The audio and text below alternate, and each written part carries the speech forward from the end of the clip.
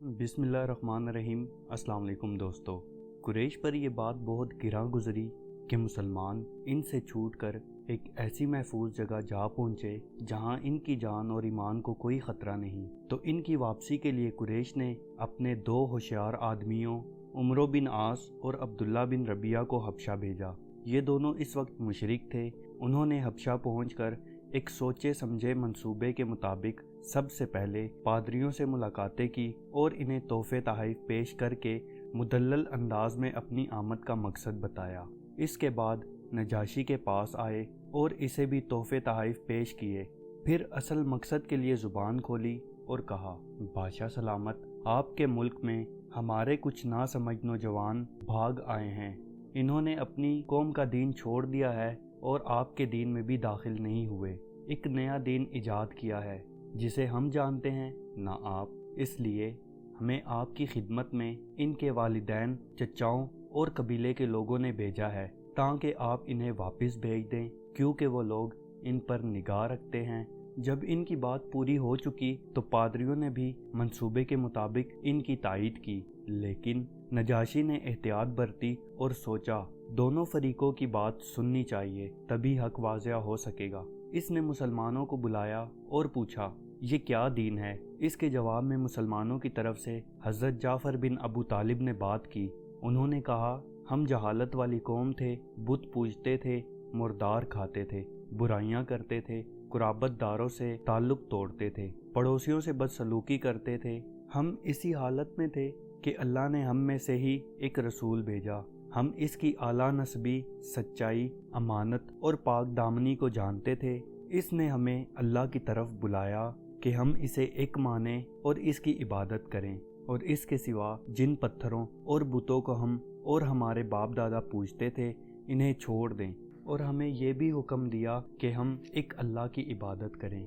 चुनाचा हमने सिर्फ एक अल्लाह की इबादत की, इसके साथ किसी को शरीक नहीं किया, और जो चीज़ इसने हराम बताई इन्हें हराम माना, और जो चीज़ हलाल बताई इन्हें हलाल जाना। इस पर हमारी कौम हमसे बिगड़ गई। इसने हम पर जुल्म सितम किया और हमें दीन से फेरने के लिए फितनों और सजाओं से दोचार किया, ताकि हम अल्लाह की इबादत छोड़कर बुत परस्ती की तरफ लौट जाएं। जब उन्होंने हम पर बहुत कहरो जुल्म किया, ज़मीन तंग कर दी और हमारे दीन के दरमियान रुकावट बनकर खड़े हो गए, तो हमने आपके मुल्क की राह ली और आपको दूसरों पर तरजीह दी और आपकी पनाह में रहना पसंद किया, और ये उम्मीद की कि आपके यहाँ हम पर जुल्म ना किया जाएगा। नजाशी ने ये बात सुनी तो हज़रत जाफ़र रज़ी अल्लाह ताला अन्हु से कुछ कुरान पढ़ने की फरमाइश की। उन्होंने काफ हा या आइन स्वाद यानी सूरे मरियम की इब्तदाई आयात तिलावत की। इस पर नजाशी इस कदर रोया कि इसकी दाढ़ी तर हो गई, और तमाम पादरी भी इस कदर रोए कि इनके सहीफे तर हो गए। फिर नजाशी ने कहा, ये कलाम और वो कलाम जो हज़रत ईसा अलैहिस्सलाम लेकर आए थे, दोनों एक ही शम्मा के उजाले हैं। इसके बाद कुरैश से मुखातिब होकर कहा, तुम लोग चले जाओ, मैं इनको तुम्हारे हवाले नहीं कर सकता। दूसरे दिन उमरो बिन आस ने एक ख़तरनाक तदबीर इख्तियार की और नजाशी से कहा कि ये लोग हज़रत ईसा अलैहिस्सलाम के बारे में एक बड़ी ख़तरनाक बात कहते हैं। इस पर बादशाह ने मुसलमानों को फिर बुलवाया और हज़रत ईसा अलैहिस्सलाम के बारे में सवाल किया, जिस पर हज़रत जाफ़र रज़ी अल्लाह ताला अन्हु ने जवाब दिया, हम ईसा अलैहिस्सलाम के बारे में वही बात कहते हैं जो नबी करीम सल्लल्लाहु अलैहि वसल्लम लेकर आए हैं। वो अल्लाह के बंदे हैं, इसके रसूल हैं, इसकी रूह और इसका वो कलमा है जिसे अल्लाह ने कुमारी पाक दामन मरियम अलैहिस्सलाम की तरफ अलका किया। इस पर बादशाह ने जमीन से एक तिनका उठाया और कहा, जो कुछ तुमने कहा है इससे ईसा अलैहिस्सलाम इस तिनके के बराबर भी बढ़कर न थे। जाओ, तुम लोग अमनो अमान से रहो, जो तुम्हें गाली देगा इस पर तावान लगाया जाएगा। फिर ये बात उसने 4 बार दोहराई। इसके बाद हुक्म दिया कि कुरैश के नुमाइंदों को इनके तोहफे तहफ़ वापस कर दिए जाएं। चनाचा ये दोनों साहिबान मुंह लटकाए मक्का लौटे और बताया कि मुसलमानों ने अच्छे दियार में अच्छे हमसाये के साथ क़याम किया है। इस नाकामी पर मुशरिकीन ने बहुत पेचो-ताब खाया और चाहा कि बाकी के मुसलमानों पर टूट पड़ें। बिलखसूस वो ये देख रहे थे کہ نبی کریم صلی اللہ علیہ وسلم تبلیغ دین کا کام مسلسل کیے جا رہے ہیں، لیکن وہ یہ دیکھ کر الجھن میں پڑ جاتے تھے کہ سخت سے سخت دھمکی کے باوجود ابو طالب آپ کی مدد پر کمر بستہ ہیں اور ان سے ٹکرانا آسان نہیں۔ اس لیے ان کی سمجھ میں نہیں آتا تھا کہ کیا کریں۔ کبھی خونخواری کا جذبہ غالب آتا تو کبھی وہ بچے کچے مسلمانوں کو سزائیں دینے لگتے، اور کبھی سوچتے کہ نبی کریم صلی اللہ علیہ وسلم کا صفایا کر کے اسلام کا چراغ گل کر دیں، نعوذ باللہ۔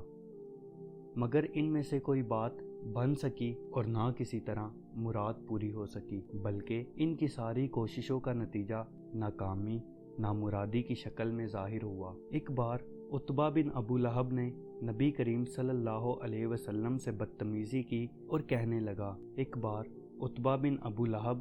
نبی کریم صلی اللہ علیہ وسلم سے بدتمیزی کی، جس پر رسول اللہ صلی اللہ علیہ وسلم نے اسے بد دعا دی اور کہا، یا اللہ تو اس پر اپنے کتوں میں سے کوئی کتا چھوڑ دے۔ اس کے بعد وہ ایک قافلے کے ساتھ ملک شام گیا۔ جب قافلے نے راستے میں ملک شام کے مقام زرقہ پر پڑاؤ ڈالا تو ایک شیر نے قافلے کے گرد چکر لگانے شروع کر دیے۔ عتبہ کہنے لگا، یہ مجھے کھا جائے گا، جیسا کہ محمد نے میرے لیے بد دعا کی ہے۔ میں شام میں ہوں، وہ مکہ میں، لیکن اس نے مجھے مار ڈالا۔ چنانچہ جب وہ لوگ سونے لگے تو عتبہ کو اپنے بیچوں بیچ سلایا۔ پھر بھی شیر نے اونٹوں اور انسانوں کو پھلانگتے ہوئے اسی کا سر آ دبوچا اور اسے مار ڈالا۔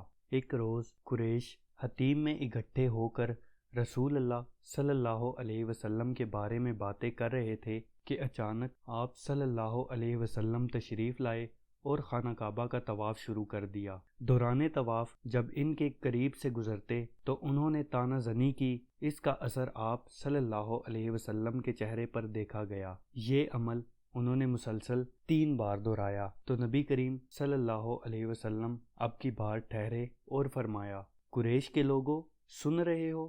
اس ذات کی قسم جس کے ہاتھ میں میری جان ہے، میں تمہارے پاس تمہارے قتل و ذبح کا حکم لے کے آیا ہوں۔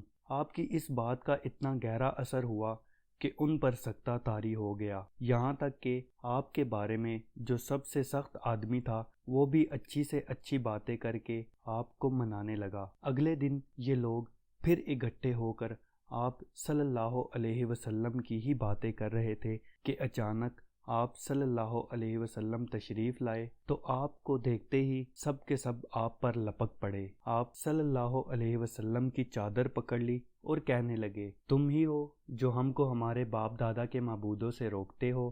آپ صلی اللہ علیہ وسلم نے فرمایا، ہاں میں ہی ہوں۔ یہ سنتے ہی سب کے سب آپ پر برس پڑے۔ کوئی للکار رہا تھا، کوئی زد و کوب کر رہا تھا، اور کوئی کچھ اور کوئی کچھ۔ عقبہ بن ابی معیط نے لپک کر آپ صلی اللہ علیہ وسلم کی چادر پکڑ لی اور گلے میں لپیٹ کر بل دیتے ہوئے نہایت سختی سے گلا گھونٹا۔ ادھر حضرت ابوبکر رضی اللہ تعالیٰ عنہ کو اس صورتحال کی اطلاع ملی تو وہ دوڑ کر آئے، عقبہ کو دونوں کندھوں سے پکڑا اور دھکے دے کر نبی کریم صلی اللہ علیہ وسلم سے الگ کیا۔ پھر وہ کسی کو مار رہے تھے اور کسی سے لڑ رہے تھے۔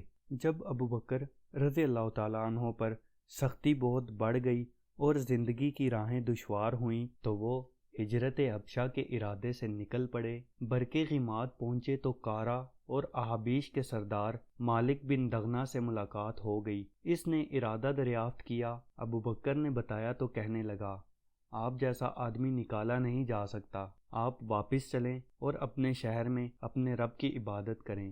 اس کے بعد دونوں واپس آئے اور ابن دغنہ نے قریش میں اعلان کیا کہ اس نے ابوبکر کو پناہ دی ہے۔ قریش نے اس کی پناہ دہی کا انکار نہ کیا، البتہ یہ کہا کہ ابوبکر رضی اللہ تعالیٰ عنہ سے کہو کہ وہ کھلم کھلا نہیں بلکہ اپنے گھر میں اپنے رب کی عبادت کریں، کیونکہ ہمیں اندیشہ ہے ہماری عورتیں، بچے اور کمزور لوگ فتنے میں پڑ جائیں گے۔ چنانچہ حضرت ابوبکر رضی اللہ تعالیٰ عنہ نے کچھ عرصہ اس بات پر برقرار رہے، پھر انہوں نے اپنے گھر کے صحن میں مسجد بنا لی اور کھلے عام نماز پڑھنے اور قرات کرنے لگے۔ اس پر ابن دغنہ نے اپنی پناہ دہی یاد دلائی تو حضرت ابوبکر نے جواب دیا، میں اللہ کی پناہ میں راضی ہوں۔ ابوبکر بہت رونے والے آدمی تھے، قرآن پڑھتے تو آنکھوں پر قابو نہ رہتا۔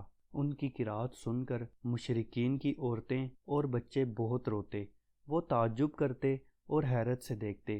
مشرکین اس وجہ سے بھی حضرت ابوبکر رضی اللہ تعالیٰ عنہ کو ایذائیں پہنچاتے تھے۔ انہی سنگین حالات سے رسول اللہ صلی اللہ علیہ وسلم اور مسلمان گزر رہے تھے کہ ایسے واقعات پیش آئے جن کے نتیجے میں قریش کے 2 جانباز سرفروش مسلمان ہو گئے، اور ان کی قوت کے سائے میں مسلمانوں نے بڑی راحت پائی۔ وہ ہیں رسول صلی اللہ علیہ وسلم کے چچا حمزہ بن عبد المطلب اور حضرت عمر بن خطاب رضی اللہ تعالیٰ عنہم۔ ان کا قصہ ہم آپ کو اگلی ویڈیو میں سنائیں گے۔ میرے چینل کو سبسکرائب کرنا مت بھولیے گا۔ اپنا بہت خیال رکھیے گا۔ اللہ حافظ۔